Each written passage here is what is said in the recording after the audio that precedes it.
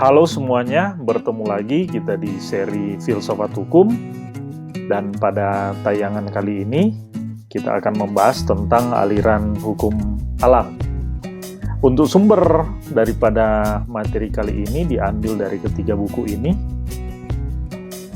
Dan pada bagian yang pertama kita akan membahas tentang konsep hubungan hukum dan moral sebagai konsep yang pertama dari hukum alam. Nah, menurut teori hukum alam, hukum itu dapat kita pandang dari dua aspek, yaitu hukum bersifat universal, di mana dalam sifat yang universal ini berlaku bagi individu, berlaku bagi masyarakat, dan berlaku bagi negara. Konsep hubungan hukum dengan individu itu bersifat universal, begitu pula hukum dalam keberlakuan jadi dalam masyarakat dan negara ada nilai-nilai yang universal di dalamnya. Sementara apa yang dimaksud dengan universal adalah merujuk pada konsep hukum yang umum yang dapat diterima di belahan dunia manapun yang berkaitan dengan konsep individu, masyarakat, dan negara.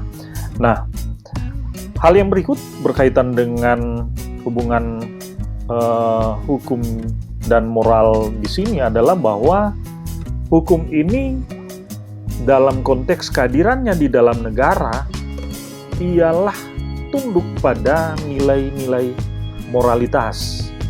Mengapa demikian? Karena hukum alam secara konseptual ialah hukum yang berdasarkan pada akal budi manusia, di mana konsep ini sesungguhnya merujuk pada pengertian bahwa hukum dalam kehadirannya ialah didasarkan pada nilai moralitas. Sementara tujuan hukum dalam konteks konsepsi hukum alam ialah harus mengandung nilai-nilai moral sebagai syarat mutlak untuk membawa masyarakat menuju pada kebaikan. Ini yang kita maksudkan dalam konteks hubungan hukum dan moral. Sementara pada konsep yang kedua berkaitan dengan hubungan hukum negara dan keadilan, maka ada pertanyaan.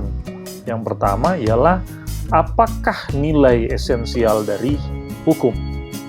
Nah, nilai esensial dari hukum ini sebenarnya berkaitan juga dengan pertanyaan fungsi dan tujuan hukum serta bagaimana implementasi hukum dalam negara. Jika kemudian kembali kepada pertanyaan, maka apakah sebenarnya nilai esensial dari hukum dalam konteks hukum alam? Hukum alam memandang bahwa nilai esensial daripada hukum itu tidak lain adalah keadilan. Sementara dalam konteks fungsi dan tujuan hukum, maka hukum ini dipandang adalah sebagai alat untuk mencapai keadilan. Begitu pula dalam konteks implementasi, dalam konteks operasionalnya, maka hukum dalam negara itu ialah berkaitan dengan kedaulatan rakyat.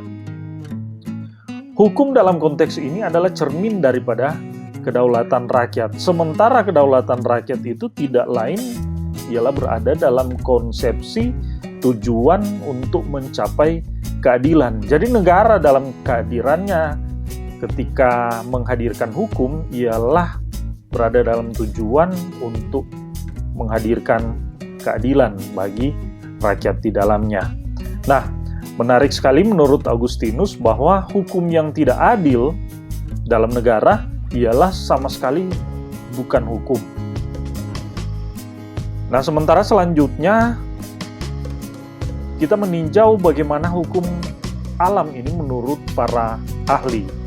Menurut Thomas Aquinas, hukum itu terbagi menjadi dua, yaitu hukum Tuhan dan hukum manusiawi.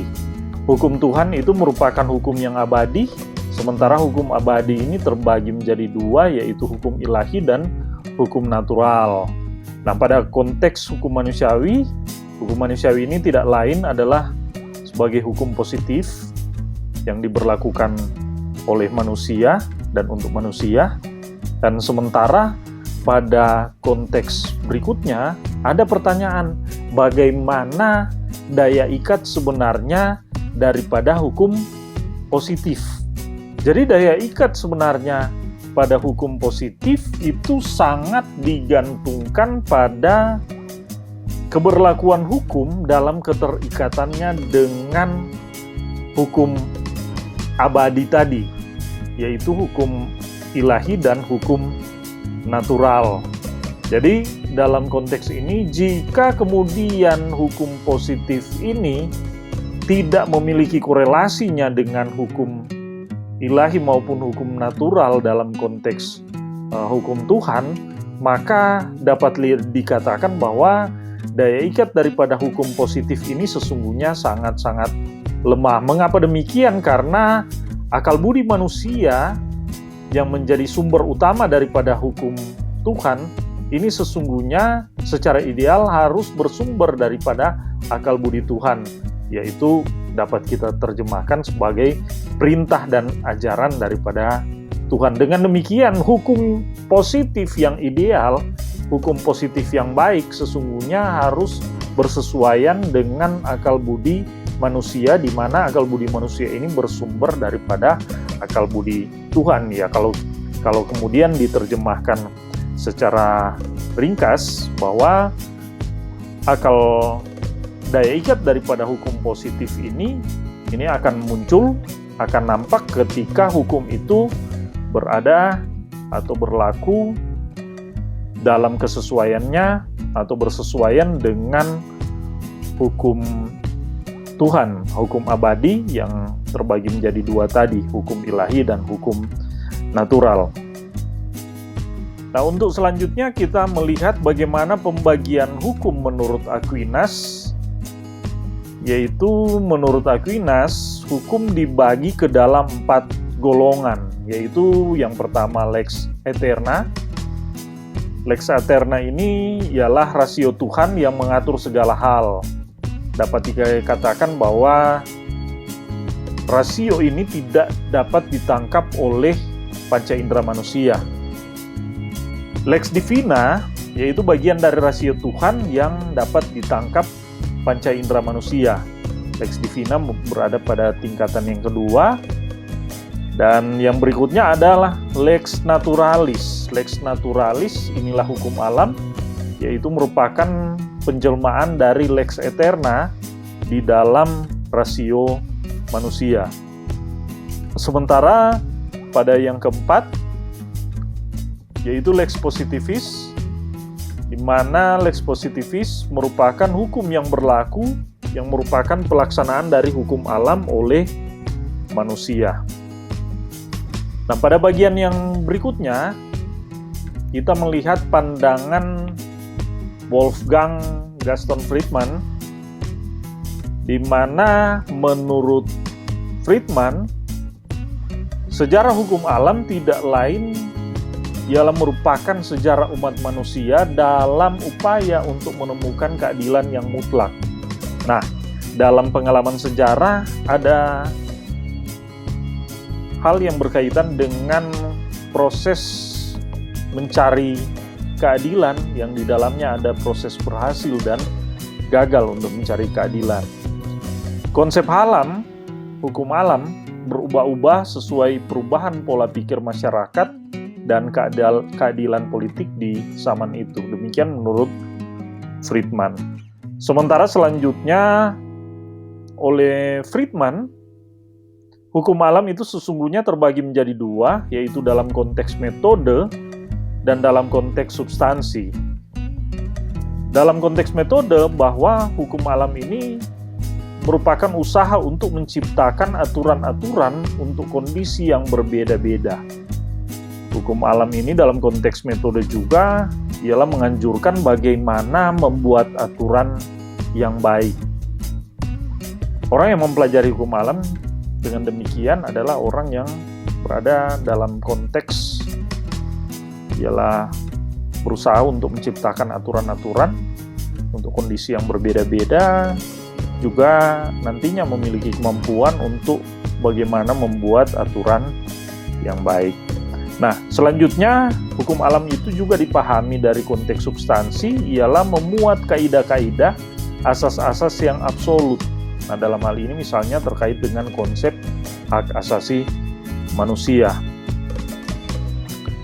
Nah, sementara berikutnya, menurut Stamler,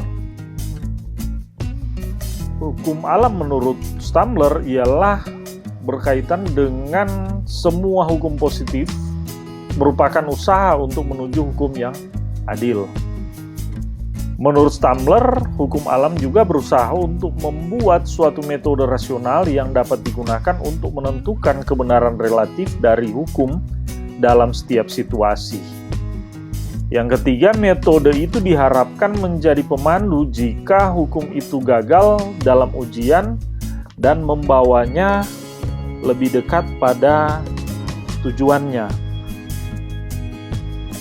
Sementara yang keempat, hukum adalah suatu struktur yang sedemikian rupa di mana kita harus mengabstraksikan tujuan-tujuannya pada kehidupan sosial yang nyata.